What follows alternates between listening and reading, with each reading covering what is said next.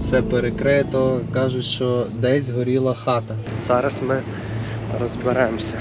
Що ця страхова конкретно покриває? Люди не знають. Згоріла хата, згорів будинок сусідів. Це наша хата. А це оця горіла. Ось ця. Але є страхові компанії, які будуть давати трошечки більше і трошечки краще, да? А що це за водій? Що це за номер траку? І ти лишився з одним варіантом, і то питання, яке воно. Це не якесь там бюро допоможе ближньому. Ви берете всі мільйон.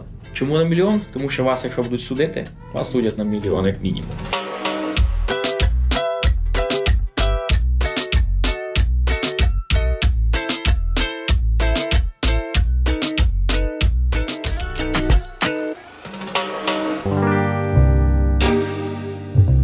Взагалі, от подивитися поняття таке, як страхівка. Що таке страхівка? Да? От, англійська термінологія, сказав, це перенесення ризику, тобто transferring risk. Відповідальність. Transfer risk. Да, тобто ми, страхова компанія, по-перше, це не якесь там бюро допоможе ближньому, от я вам заплачу 10 тисяч в рік, ви мені там 100 покриєте мої якісь там помилки. Да? Тому взагалі тракові компанії, як ви вже розумієте, вони контролюються DOT, Regulated, Federal Government, тобто постійно все государством, регламенти, правила, закони і так далі. Для того, щоб вам бути активним, от, мати свою компанію, Щоб загально їздити. Так, щоб загально їздити, вам потрібно як мінімум мати автолайабіліті. Тобто автолайабіліті, мінімальний ліміт, який требує DOT, Department of Transportation, це 750 тисяч. Якщо у вас компанія там Reefer, Драйвен, невисокий ризик, не якийсь Hazmat, 750 тисяч. Що це таке? Це ліміт на покриття. Тобто, якщо якась аварія, щось трапилося, вони покривають когось, тобто third party. Ти їдеш на тракові. Да, воно ділиться на от різні лінії, от ми зараз пройдемося, можливо. От автолайабіліті це покриває когось. Тобто ти їхав, зробив, не дай Бог, аварію, чи то здоров'я, чи то будинок, чи то машина, чи то пасажири, немає різниці, до 1 мільйона вони покривають. Це така маленька тонкість. Чому 750 тисяч, а до 1 мільйона? 750 це DOT мінімально якби виставляє, що вам потрібно мати як мінімум 750. А ми всі беремо на мільйон. Так, ви берете всі мільйон. Чому на мільйон? Тому що вас, якщо будуть судити, вас судять на мільйон як мінімум.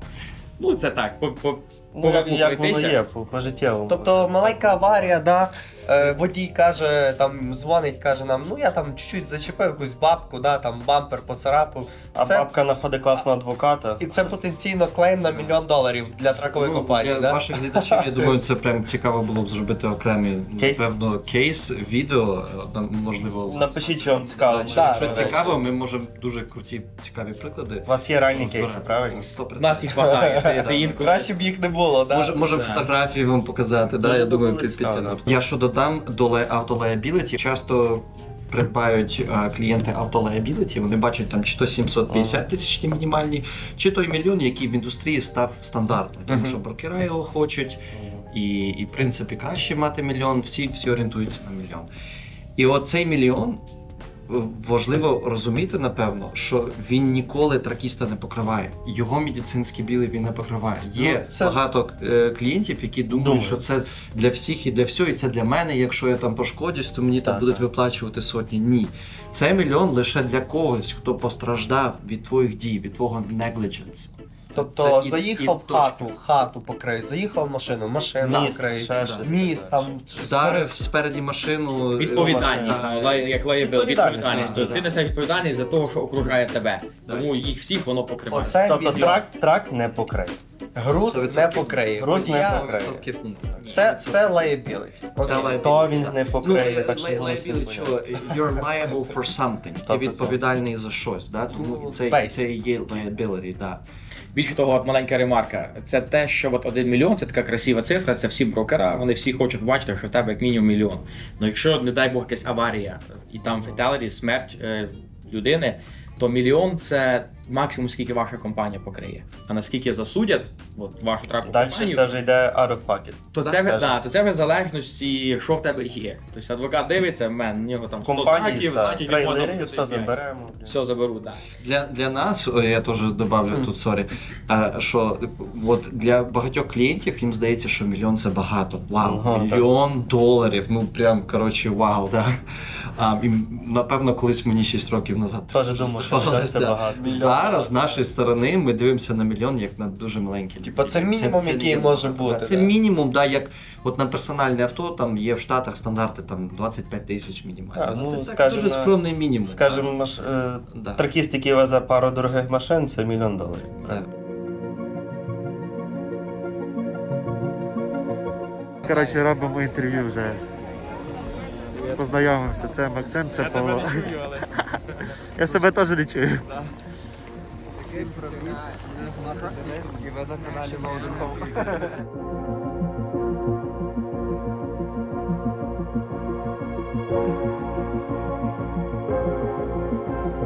З Максимом вирішили йти далі. Який фідбек? Який фідбек? Я в заході. Круто, ну близькі краєвиди. Ми як в космосі. Так, Load and Go і Ultras Insurance сьогодні вирішили покататися.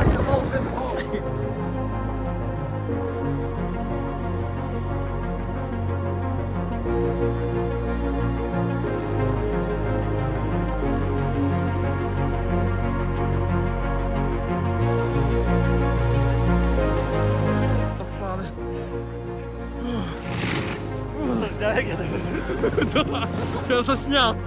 Коротше, головне, що я бачу, ноги пішли, бачу, опять став, побіг далі. Реально встав і поїхав, так? Вроді би сняв.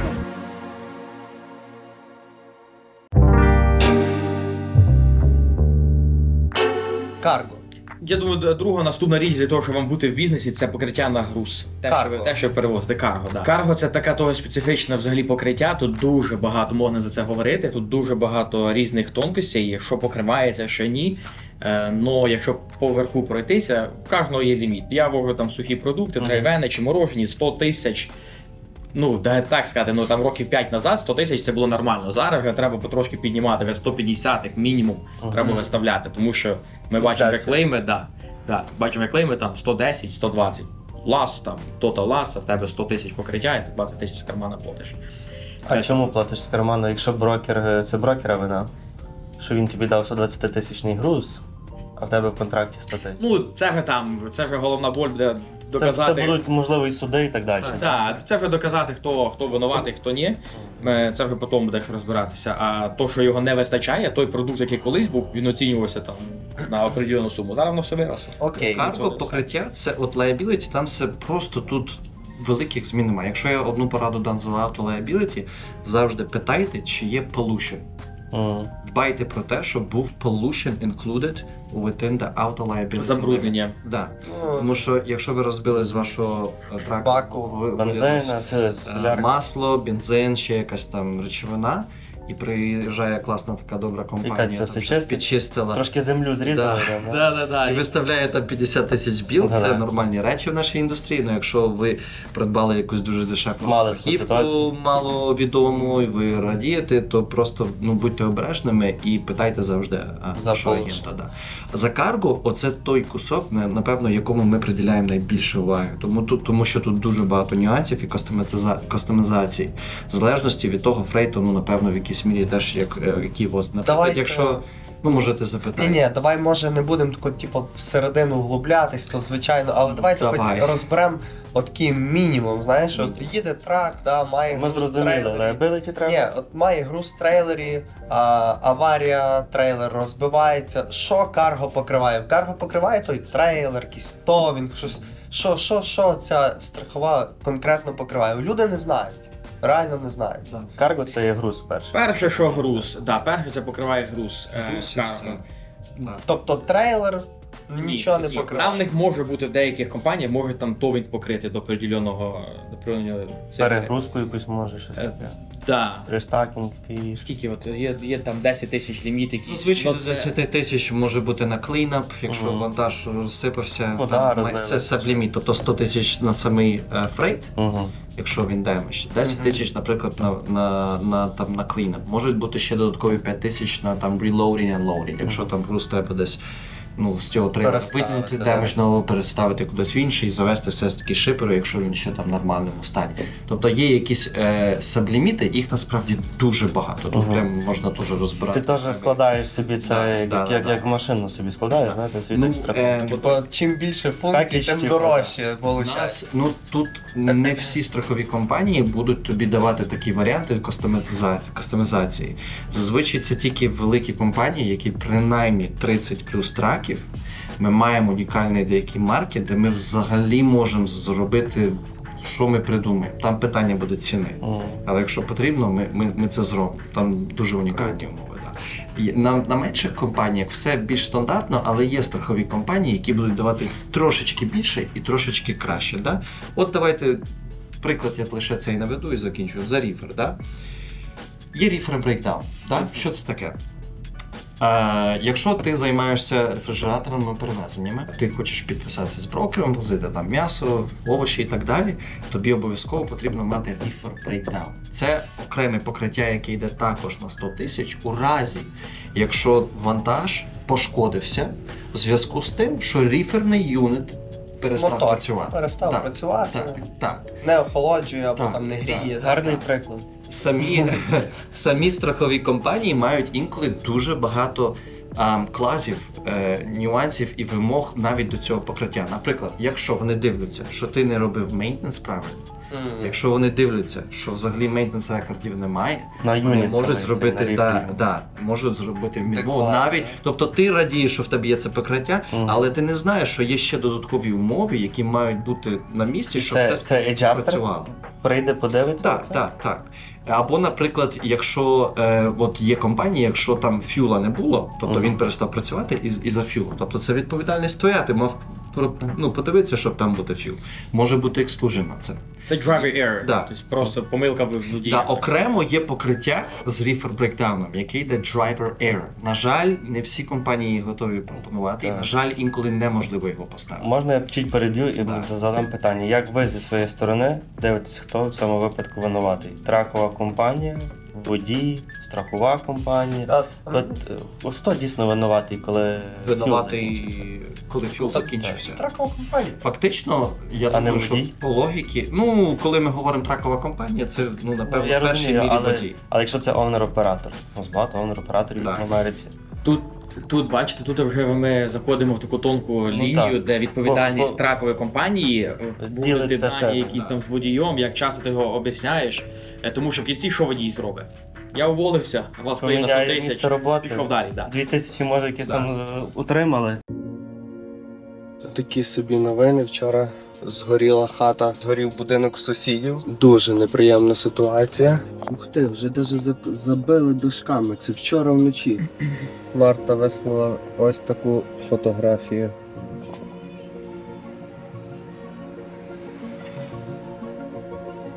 От, згоріла хата.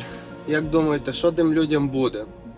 Скільки грошей вони втратили? Я думаю, що мінімально грошей. Тільки втратили те, що згоріло всередині хати. Бо тому що в кожного будинку ти мусиш просто мати страхівку. Ти просто мусиш. Це зобов'язання. Ти не можеш купити будинок без страхової. Якщо та хата коштувала там 1200, наприклад, 200, я не знаю, може вона і 300 коштувала. Мусиш застрахувати її на цю суму. І якщо згорає хата, тобі виплачує страхова 200 тисяч, і ти маєш першим ділом, напевно, що закрити той кредит, це, напевно, таке зобов'язання буде, а все решту, що тобі залишилось, ти ставиш собі в кишені. Жесть. Тут, походу, якийсь піздець відбувається. Приїхав додому, там я живу, а тут, йдуть, подивитися, чи відкрили нашу вулицю.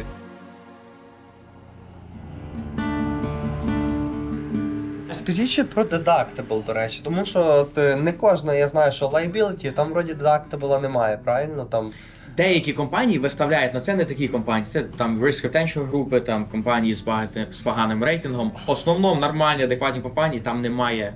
В liability немає, а cargo... Deductible на liability більше частіше практикується, коли вже це 100-200 траків. Ага. І, наприклад, є вже якийсь рівень self-retention. Там це навіть не deductible. Що таке Self-retention – це нібито як і deductible, тобто там може бути 30 тисяч стояти self-retention на auto liability.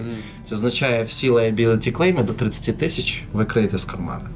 І таким чином можна занизити, перше, ціну страхування, друге, ви відчуваєте більше відповідальності на собі, і ви інтуїтивно, я поможу мені сказати, тобто інтуїція вам буде заставляти вас звертати більше уваги на сейфті і робити все, щоб якби з клеймами було більше порядку. Тому що ви знаєте, чуть що, на 30 тисяч ви попадаєте. Ми попадаємо. Да. Тому тут є така моральна фішка, це знову ж таки, це вже там на більших компаніях це практикується. Але якщо подивитися взагалі, великі компанії, скільки вони з кармана покривають клеймів, то на той самий liability 2, 3, 5, 7 тисяч закривають з кармана, не відкривають той клейм. Чому? Це теж важливий фактор. Подивіться, у вас liability на 1 мільйон. За краще мати одну аварію, один клейм, де виплатили 1 мільйон, чи мати 5 клеймів, де по 1 тисячі виплатили. Тобто, кажеться, так там дивишся, думаєш, в чому якби логіка?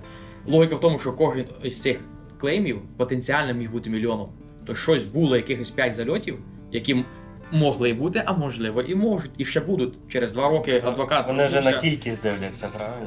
Так, то це іменно такі, як виклики, що тут якась була помилка, тут десь зацепив машину, тут... Є два основних показника, це frequency, loss frequency, як часто і скільки лосів.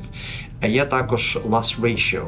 Це який розмір. І це є обидва фактори, які враховуються. Тобто, Павло правильно каже, в мене нічого не виплачувало, там 10 закритих клеймів по нулю. Це... І ще коли пише історія, там, здавав задом, зацепив машину, водій не поранений, допустимо. Тобто ти розумієш, що окей, вже і водій сидів в машині, зараз не поранений, а що якщо ти через 2 роки? Потенційно може бути хтось... От мені буквально пару днів назад прийшов імейл, у 22-му році була аварія, і зараз приходить імейл і питання, чи була в них umbrella чи access liability. Тобто мені вже говорять, що походу 1 мільйон заплатили і вже треба вище. І вони задають питання, а чи було ще покриття. Якщо не було, це вже суд там вирішує, там трак про це на компанії, так. Cargo deductible є? Якщо є, приблизно так, середній deductible це скільки? 2,5 чи скільки тисяч? Стандартні 1 тисяча, 2,5. 2,5, окей. Це вже компанія, це теж сетапить, правильно? Це вже... В основному це те, що брокера, де я вам скажу, там 5 тисяч deductible, не всі захочуть працювати. Є такі deductible, там на машини ставлять, там, якщо машина там нова, там 10 тисяч deductible. Тобто і брокер вже дивиться в мене, я не хочу тобі давати машину, тебе загружено 7 машин, допустимо, 10 тисяч deductible, одна аварія, трак, трейлер, груз, і, ти просто не витягнеш ці гроші. Я піду лучше з другим працювати, в нього до 2,5. Так, що це за трак стоїть у нас? Я не можу в це повірити, що це наш трак. Я думав, це оунер. То це просто якийсь треш. Не знаю, який це номер. Ой, єбать. А це що таке? А що це за водій? Що це за номер траку? 120-й. Це 120-й? Так. Так він був в шапі. Цей Адам чи як він? Колесо одне в пі***, то го. Це цей трак, що заїхав під міст, так? Під оту херню, так? Це цей трачок, що отак... Може, пам'ятаєте то відео, як він отак проїхав по стовпчику і потім давав назад, і стовпчик піднявся і там все розірвало під низом. Як можна... Куриш? Це треба бути повною свинюкою. Отак куриш і закидуєш, окурки туди. Та ж візьми собі, купи кап-холдер, є ж такі спеціальні для цигарок штуки, ти собі туди закинув. Да, це якийсь воділа, походу, ненадовго до нас приїхав. Добре, є liability, є cargo. Третя така основна з страхових, з іншур, які ми знаємо, це такі physical damage, да? Розкажіть чуть-чуть більше, тому що у нас є дуже багато овнер-операторів, які потенційно дивляться наш канал, і їм би було цікаво розуміти, що це таке physical damage, для чого воно, як краще їм робити, чи відкривати, наприклад, physical damage під нашу компанію, чи особисто під себе. Розкажіть якісь такі нюанси. Я ще добавлю, багато чогось водії називається як bobtailing insurance. Чи є якась Це саме, правильно? Як physical damage, це є bobtailing insurance. Кожен вміщає в цю назву своє значення. Тому що Bobtail оригінально має трішечки іншу назву, але і ми вже теж привикли називати це Bobtail. Bobtail це практично як Power Only в більшості в оригіналі. Давайте, по порядку, розказуйте, що це. Що, з Physical Damage почнемо? Давай. Physical Damage це покриття, яке йде на equipment, на трак, на трейлер, або тільки на трак, або тільки на трейлер. Да? І коли ми спілкуємося з клієнтом, да, і він каже, я хочу, щоб мій трак був застрахований, да? Ми питаємо його, а скільки його вартість? І він каже нам 50 тисяч. І ми вказуємо страхівки, да, на паперах, що цей трак коштує 50 тисяч. А важливо цю цифру зробити як найбільш, можливо, accurate, да? Тобто не перебільшити і не заменшити. Тому що якщо трак коштує на маркеті 50 тисяч, а клієнт каже 100, на день акциденту страхова компанія завжди буде дивитися на Blue Book, на маркет, да, і казати, що гей, класно, що він тебе 100 тисяч стоїть, платив ти за 100 тисяч, але він не вартий 100 тисяч, він вартий 50. І тому ми завжди кажемо там market price, базарна ціна.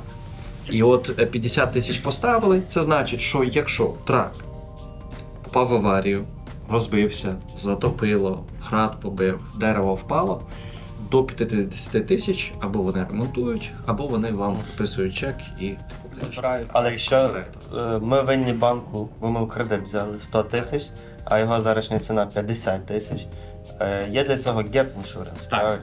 100%. Ми вже знаємо. Є ще такі страхові на майно всередині будинку, то якщо вони то зробили, то значить вони практично нічого й не втратили. Але мені здається, що на кожну застраховану річ тобі треба мати там прям ресіт, докази, що ти то купив, скільки воно коштує. Особисто я такого не маю. У мене якби будинок згоріло би все з будинком, я би напевно тільки звідти забирав дитину і Марту, і все. А все решту би горіло. Поприїжджали, вулиці поперекривали, купа тих пожарних, купа тих швидких. Я надію, що іменно з людьми нічого не сталося, тільки от будинок згорів та й все. Чисто таке питання, от коли ми говоримо за чіп і подивитися на тракові компанії, скільки, любого запитати там за останні 5 років, скільки ви заплатили клейм out of pocket, тому що те чи інше не покривалось в вашій полісі. Це сотні тисяч інколи. То можна подивитися цих 100 тисяч, за краще додати ту саму страховку, бо on the long run, на роки 2, 3, 4, в тебе або крутий продукт, і ти його там переплатив дещо, але ти знаєш, за що ти платиш. Це стратегічне питання. Да, це не просто питання, там, як застрахувати, а тут є що зробити для того, щоб ваша компанія, вона була, по-перше, і insurable, тобто, що її можливо застрахувати. І більше того, це, on the long run, юридичні питання. Якщо у вас 1-2 траки, дуже низькі шанси вас будуть судити. Якщо у вас велика компанія, це питання часу, коли реально вас будуть судити. Так, питання часу, не питання коли, а не якщо. Дивіться, все, будемо потрошки заокруглятися. Ми просто вже тут 3 дні, насправді. Ми тут з п'ятниці, зараз понеділок. Ми про страхівку говоримо вже 3-й день. Зафіналимо, скажу я, що мені було дуже класно почути дуже багато деталь. Багато що ми вже знаємо завдяки тому, що ми працюємо з вами. Працювали ми з іншою компанією. Ми були, скажімо, цей мінімальний левел, коли ти маєш цю інформацію базову, і ти з нею мусиш жити. Коли ти зараз бачиш набагато картину ширше, краще розуміння є в тому всьому, в цьому цілому бізнесі нашому, навіть з нашої сторони, як тракової компанії. Одне питання до наших глядачів, чисто таке, як кейс-стадій. Уявіть собі таку картину. Ви там car-hauler, тобто перевозите машини, чи flatbed. Такий приклад буде. Ви перевозите машини. От ви приїхали на доставку, ти водій, сідаєш в цю машину, виїжджаєш, і там буквально тобі потрібно проїхати, там, не знаю, скільки метрів, довести до ділерки. І поки ти їхав цією машиною, ти вдарив людину. І тут питання, яка лінія страховки повинна покрити ту людину, яку ти вдарив, Б. Машину, яку ти вдарив. Машина, в твоєму випадку, це карго. Но в той час вона вже була на дорозі, і ти вже становишся водієм. І тут питання, хто покриє. Тобто ти був under dispatch. Ну такі Да-да-да, ти почнемо питання. Там Так. вже... І маленька підсказка, той, хто говорить, що це general liability, це невірна відповідь, тому Добре, це давай. не варіант. Перший, хто відповість на це питання правильно, ми будемо слідкувати за коментарями. $50 бонус. 50 баксів, 50 баксів. 50-100 баксів ми вишлемо цій людині. Об'яснити чому. Об'яснити, чому. Мінімум 7 слів. Ми скинемо цей варіант відповіді, скажімо, вам, а ви конфірмуєте, підтвердите, що це дійсно так, і ця людина получить свій приз. Добре, дивіться, далі. Дуже багато нових людей приїжджає зараз в Америку через програму U4U. Українці, дуже класно буде вам знайти з цими людьми контакт. Ви говорите на українській мові. Ці люди більш детально можна пояснити інформацію, що би ви їм порадили у таких от декілька речей коротких. Дуже багато з них буде скоро там власниками траку, потенційно власниками тракових компаній, бо так воно переважно є. Знаєш, Віталій, хороше питання. Інколи є складності в таких людей. Вперше в тому, що вони просто не знайомі з цією індустрією, да? Не знають цих нюансів. А нюансів дуже багато. Тому номер один порада – це знайти людину, професіонала, який зможе провести за руку, пояснити і порадити. Бажано навіть перед тим, як відкрити компанію. Тому що вже і на цьому етапі, в залежності як що буде зроблено, вже ціна може бути або отака, Це як ми говорили, або зіп-код, де він трак паркує, де він Тут є нюанси, тут є нюанси, тому бажано зв'язатися там, скажімо, з продюсером, з агентом, з компанією якоюсь. І не просто якоюсь, да, ми там, якщо ви хочете нам позвонити, ми тільки за, але номер десь тут. Але, врешті-решт, вам будуть дзвонити, вас будуть питати, але зробіть свій ресерч, зробіть свій, як по-американськи кажуть, due diligence, і знайдіть компанію, яка провірена, щоб вам хтось дав реферал хороший, зробіть онлайн ресерч, знайдіть професіонала, який вам допоможе, дати якісь поради вже перед тим, як ви відкрити. Це номер один, я думаю, що. Тому що тут багато можна зараз розбирати, але це нам ще треба годину часу. Це перше ключове. Друге, можливо, я добавлю, це такий міф. Коли ви відкрили тракову компанію і питання, що стосується страховки, це міф, коли таке розуміння, хлопці, в мене 10 агентів, хто дасть дешевше, з тим я піду. Воно так не працює. На жаль, спортиш все, що можливо, 10 агентів по-різному розписали твою компанію і всі відмовилися, і ти лишився з одним варіантом, і то питання, яке воно.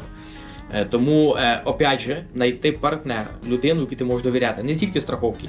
Тут питання може бути і іфти, реєстрації, бо всякі комплаєнси, потрібно оцей DOT комплаєнт бути, чи то штатом, чи то всякі файли, форми заповняти, потрібна ця людина. Або ти це сам все робиш, або ти комусь платиш, і ти маєш цей peace of mind, просто спокійність, що це все під контролем.